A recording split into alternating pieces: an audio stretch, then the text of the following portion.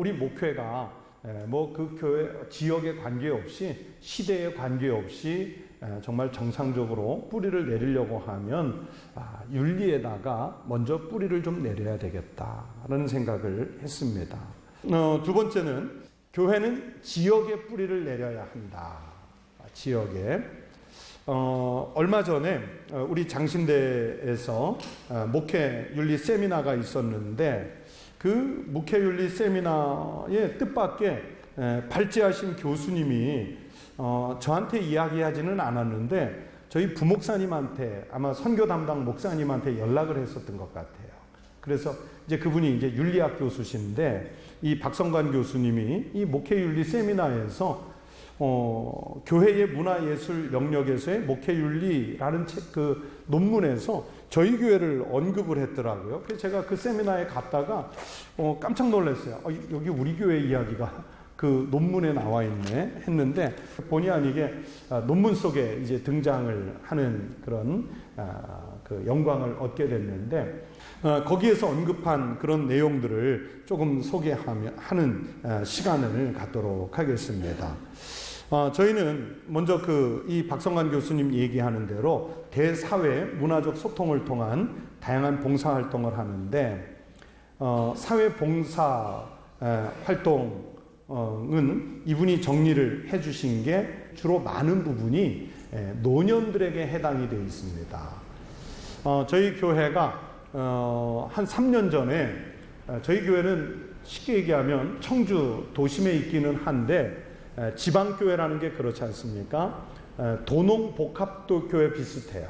그러니까 지금도 저희 교회 성도들은 보면요, 대부분 땅을 갖고 계세요. 많든 작든 뭐 100평이 됐든 1000평이 됐든 이 청원 일대에 땅을 갖고 계세요. 원래 살던 집 땅들, 부모로부터 받은 땅들.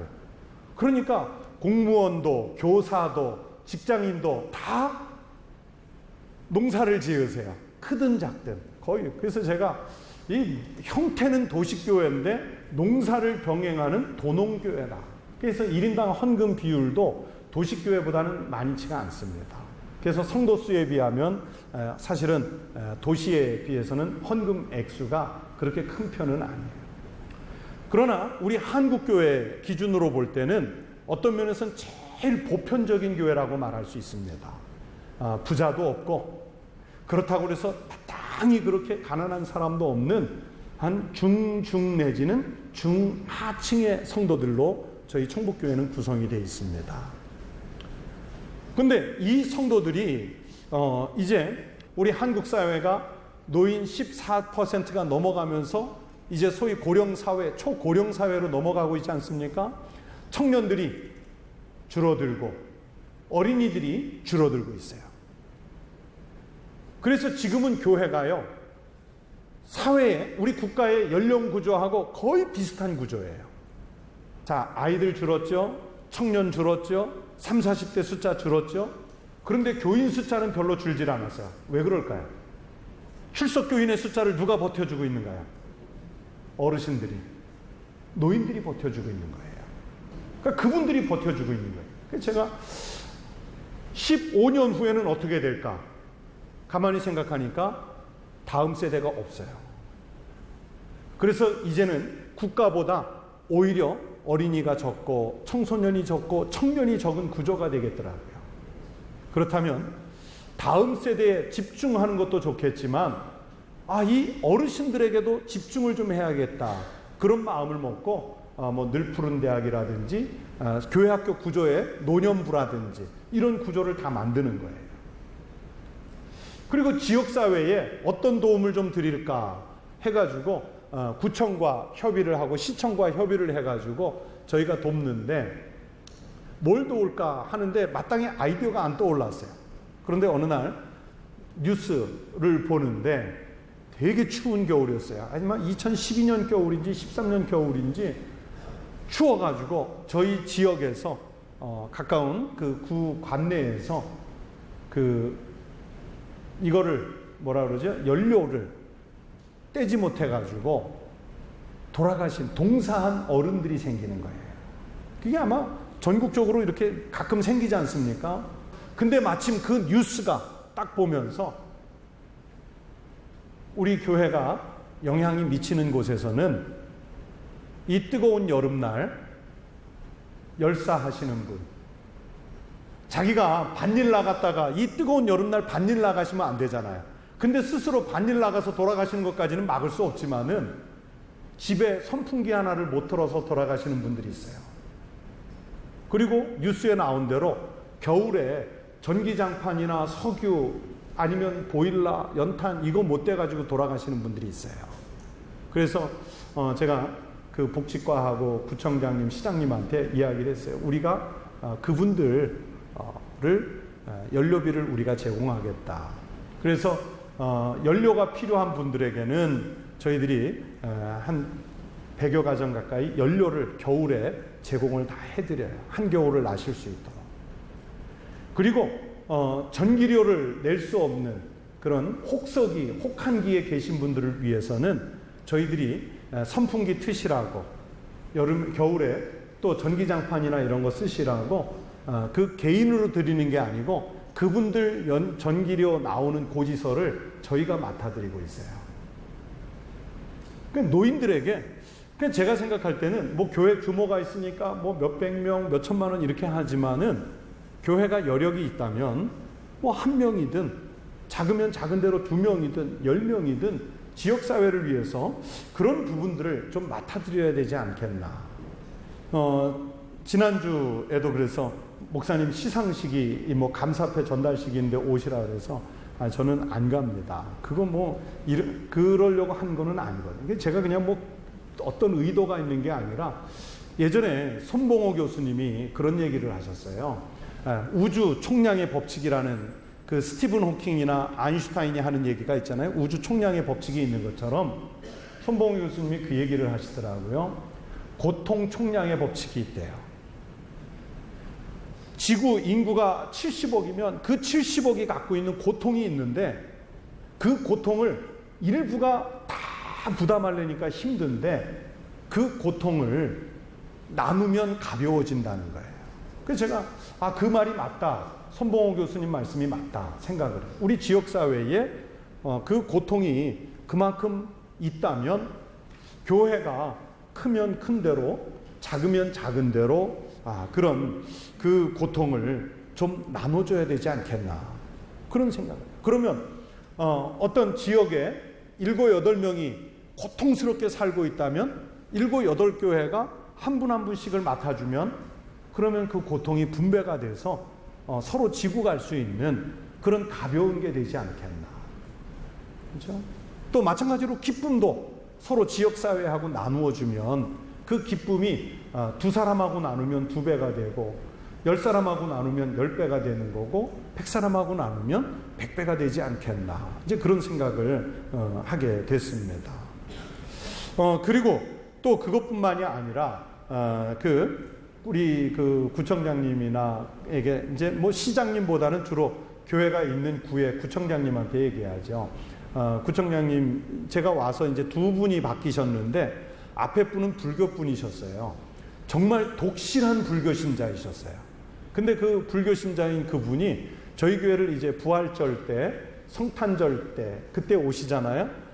또 송구영신 예배 때 그때 오세요. 그래서 제가 그랬죠. 구청장님, 그때만 오시지 말고 매주 오세요. 그랬더니 주지스님 눈치가 보여서. 근데 그분이 꼭 뭐라 그러셨냐면 그러세요. 아니 자기가 나가는 절에 주지스님한테 그랬다는 거예요. 스님, 저는 불교 신자인데 우리 관내를 잘 돌보라 하고 교회가 얼마나 많은 도움을 주는지 아십니까? 우리 절에서도 뭐 좀 도와주십시오. 그랬더니 그럼 교회로 나가! 그러더래요. 그래서 제가 보세요. 스님도, 큰 스님도 우리 교회로 나오라 그러시잖아요. 했더니 이 어머니가, 또 지방은 그런 게 있어요. 어머니가 살아계시니까 종교를 함부로 바꿀 수가 없대요. 그러면서, 그리고 그 분이 이제 사임하시고 이제 임기가 끝난 다음에 새로 오신 구청장님은 장로님이세요. 장로님. 그러니까 이제 장로님이시니까 더 가깝죠. 저도 대하기도 훨씬 편하고, 다른 교회 장로님이시지만은 자주 오세요. 교회도 자주 오시고, 저도 그냥 그 구청장실 가고 그러는데, 제가 가면 항상 누가 따라오냐면 그 복지 담당 직원 2-3명이 따라와요, 같이. 왜냐하면 구청장님이 제가 간다 그러면 미리 와 있으라고 그래요. 그래서 구 관내에 뭐가 필요한지를 이때 말씀드리라고 그래요. 그래서 제가 구청에서 복지를 해야 되는데 예비비가 없다든지 그 예산이 없다든지 그러면 그냥 청북교회에 있는 구제비가 이 구청의 예비비라고 생각하고 저에게 얘기해 주세요. 제가 그 얘기를 자주 해요. 그랬더니 이제 정말 구청에 없는 예산인데 응급하게 조치해야 될 일들이 있으면 그 사회복지과에서 저희 선교 담당 목사님한테 연락이 와요. 그러면 임시로 처리해야 될 부분들은 저희가 처리를 해드려요. 그러니까 그러다 보니까 이 교회 이미지가 올라가더라고요. 교회 이미지가 진짜로 올라가요. 저희가 그래가지고 저희는 한 번도 내색하지 않았는데 아예 그냥 구청이나 시청에서 이 교회 건 사례는 아예 메인 뉴스에 내보내달라고 보도자료를 보내요. 그래서 그것도 좀 난감하더라고요. 이게 왼손이 한 일 오른손이 모르고 오른손이 한 일 왼손이 모르게 해야 되는데 그러면 이제 그 지역 어르신들이 아이고 어제 뉴스에 나왔어요 그래요. 구두 닦으러 가니까 구두 닦아주는 아저씨가 저보고 목사님 어제 8시 뉴스에서 봤어요 그러더라고요. 그러니까 교회를 나오시느냐 안 나오시느냐에 관계없이 주변 분들은 저 교회는 지역을 위해서 애쓰는 분. 이제 그런 그 이미지가 지역에 전도하는데 정말 도움이 됩니다. 물론 우리는 학교를 세우고 병원을 세우고 봉사를 가고 임의용 봉사하고 지역사회를 위해서 일한다고 하지만 그 뒤에 궁극적으로 우리가 갖고 있는 원래의 목적이 있잖아요. 한 영혼을 구원해서 예수 믿게 만들려고 하는 게 우리의 목적이지 않습니까? 지지난 주간에 서울에서 이사온 서울 면목동에 있던 그 한 가정이 청년들까지 통째로 저희 가정 교회에 등록을 했는데 자기 담임 목사님한테 어느 교회 나갈까요를 물어보지를 않았대요. 나온 다음에 청주로 이사 와가지고 직장 문제 때문에 이사를 와서 어느 교회를 나갈지 좀 가봐야겠다 했는데 이분이 저희 교회에서 조금 먼데 집이더라고요. 집이 먼 데인데 그분이 이제 주변 사람들한테 어느 교회가 좋냐 그랬더니 2-3개 교회를 얘기해 주더래요. 그 2-3개 교회 이제 본인이 통합직 교회를 다녔으니까 통합직 교회 2-3개를 이렇게 추천을 받아가지고 다 가봤는데 다 비슷하죠. 교회 뭐 비슷한 규모의 교회들 찾아가면 다 비슷한데 지역에서 그 분들이 그 교회 나가라고 그 교회 나가라고 그러더래요. 그 우리 교회 나오는 분들이 아니라 다른 교회 나가는 분들이 청북교회 나가라고 그랬대요. 그래서 그분들이 가정이 아예 5 식구가 저희 청북교회 등록을 했어요. 그러니까 물론 다른 서울에서 교회 다니다 온 분들이지만 그래도 감사하잖아요. 지역 사람들이 다른 우리 교회 오라고 하지 않고 그 청북교회 가라고 그 교회가 좋은 교회라고 그렇게 말해줬어요. 그래서 오게 됐노라고 이야기를 하더라고요. 이제 그런 부분들이 영향을 끼치는 것 같습니다. 이제 대사회적인 봉사들은 그런 부분들이 있고 또 문화선교 부분에서는 저희들이 아이들 방과학습을 지원을 해줍니다. 해주고 또 확장주일학교라는 것을 하는데 저희 교회 신학생들이 있을 거 아니에요? 그 신학생이 있는데 제가 이제 저도 평생 서울에서만 살고 외국에서만 살았으니까 지방에 대한 개념이 잘 없는데 근데 청주에 와서 살아보니까 지방 시골이 보이는 거예요. 시골이. 뭐 차 타고 5분 10분만 나가면 바로 시골이니까. 그래서 시골 교회들을 보다가 퍼뜩 생각이 났어요. 퍼뜩 생각이 난 게 뭐냐면 여러분 시골에 가면 우리 보통 도시에 사는 사람들 생각은 시골에 애들이 없어 그러죠. 근데 실제로 제가 청주에 살면서 시골에 가보니까 애들이 있을까요? 없을까요? 애들이 있습니다. 애들이 있어요. 어떻게 애들이 있냐면 요새 도시에 있는 가정이 붕괴가 돼서 할머니 할아버지한테 맡겨놓고 간 아이들, 조선 가정 또는 직업 때문에 부모가 할 수 없이 온 집들 아니면 귀농 가정의 아이들 있는데 교회가 교역자가 없어서 시골에 이렇게 개척 농촌 목회하는 목사님들이 보면은 혼자서 어른 목회하랴 뭐 또 중고등부 청년 뭐 이거 다 하기가 쉽지가 않잖아. 그러니까 교회 학교를 만들 엄두를 못 내는 거예요. 그래서 제가 시골 교회를 보고 퍼뜩 떠오른 아이디어가, 이것도 원래 계획에 없던 건데, 여기에 전도사 하나를 우리가 맡아서 보내주면 교회가 생기겠다, 시골 교회 학교가 생기겠다는 생각이 들었어요. 그래서 2015년 작년 올라올 때 우리 교회 신학생 가운데 한 명을 시범적으로 그 진천에 있는 초평이라는 곳에 우리 신학생을 전도사로 파송을 했어요. 우리 청년인데 대신 그 교회 목사님한테 조건을 걸었어요. 젊은이가 없는 이 교회에 젊은이 왔다고 얘를 막 부려먹으면 안 된다. 얘는 오로지 교회 학교 전도사로만 쓴다. 이 약속을 받고 보냈어요. 그 교회에 저 기사에도 나오는데 아이가, 교회 학교 아이는 단 2이었어요. 목사님 아이들. 그런데 지금은 주일 평균 출석이 어린이들이 몇 명 나오는지 아세요? 43명이 나옵니다. 43명. 그래서 지난 봄노회 때 이 사례를 노회에서 얘기했어요. 그래서 교회 예산이 조금 되는 교회들이 시골 교회 하나씩만 좀 맡아주자. 그래서 저희는 뭐 좀 그래도 교회가 여유가 있으니까 저 신학생한테 전도사 사례도 주고 장학금도 주고 해서 보냈지만은 꼭 그 정도까지는 아니어도 도시에 있는 교회들이 시골 교회 하나씩 맡아가지고 신학생 하나씩 보내서 성경 교사든지 전도사로 세워주면 시골 교회에 교회 학교가 생기는 거예요.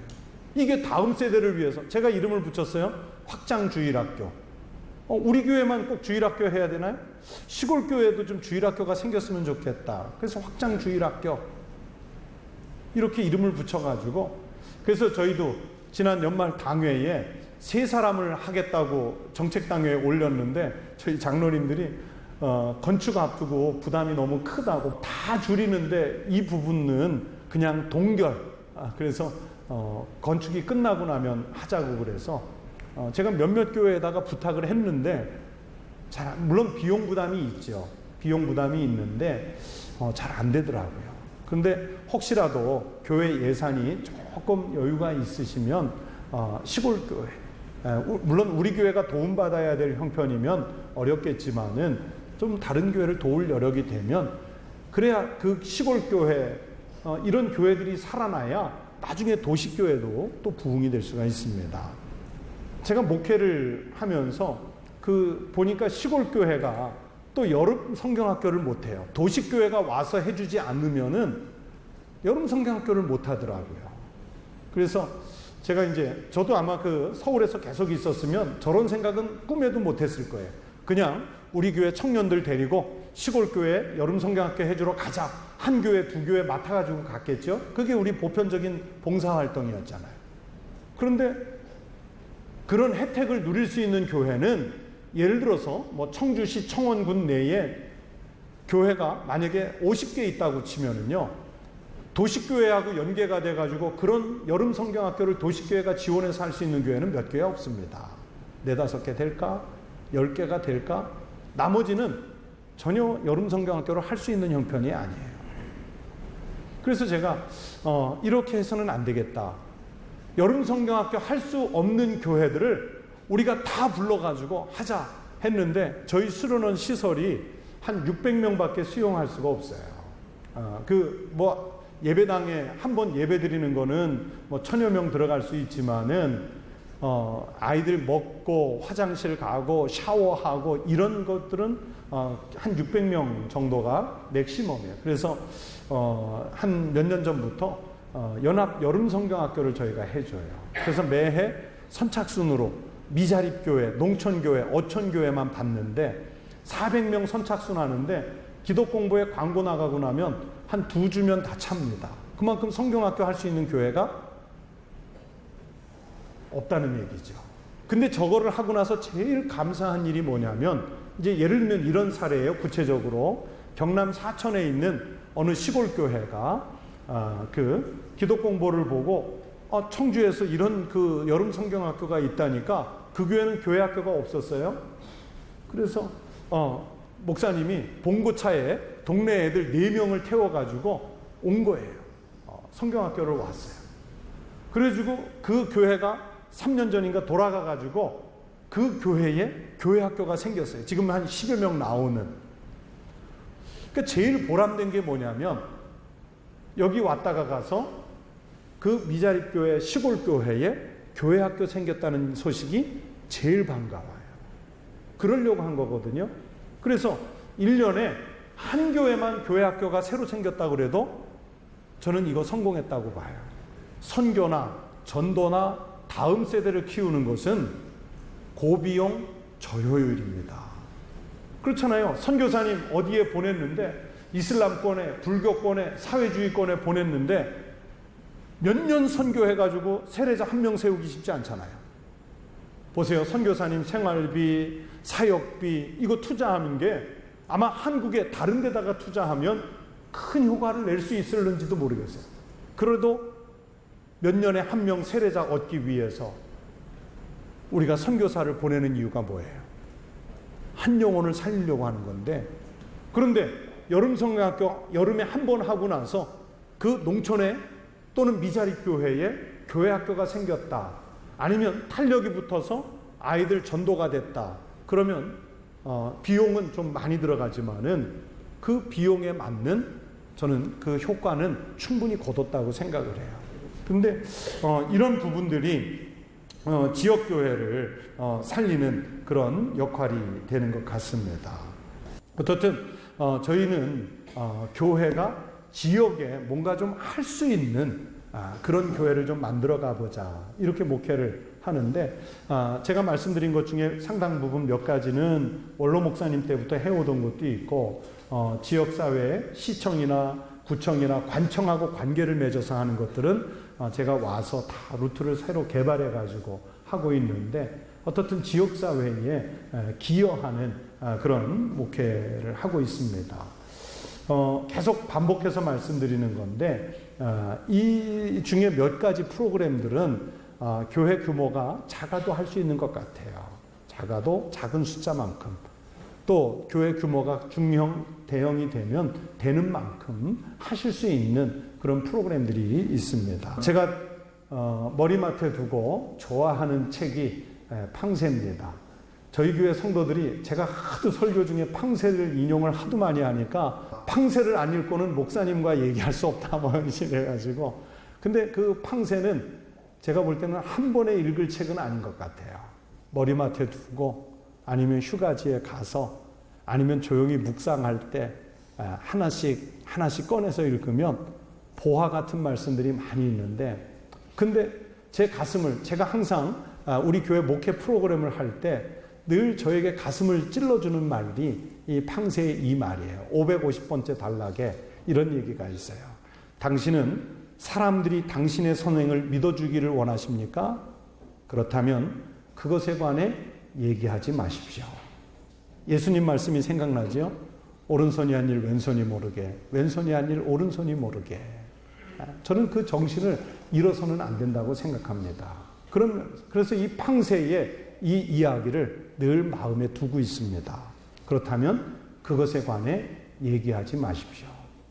그러나 그리스도 예수의 복음이 전해지고 한국교회를 위해서 필요하다면 조금은 알려드릴 필요가 있겠다 싶어서 이런 기회를 마련했습니다. 교회와 그리스도인은, 저는 이 말씀이 목회의 방향인데, 빛과 소금이라고 했는데 대부분의 사람들은 교회 안의 빛, 교회 안의 소금 역할에 만족하려고 하는 것 같습니다. 그런데 성경은 분명히 말씀하셨어요. 우리 보고 세상의 소금, 세상의 빛이라고 그랬습니다. 교회 안에서는 누구나 다 거룩할 수 있습니다.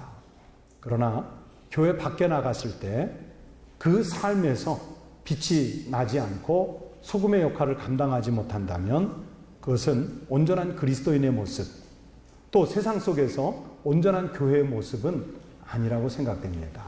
그래서 조금 힘들고 어려울지라도 교회는 지역사회에 뿌리를 내리기 위한 방안들을 찾으면 농촌, 어촌, 도시 다 유형마다 다를 수 있지만 그 교회가 필요로 한 일을 찾아서 도울 수 있는 아이디어는 무궁무진하다고 생각을 합니다.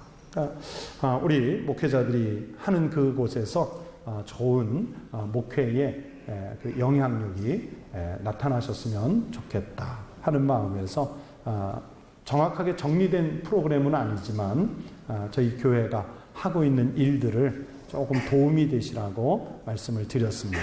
감사합니다.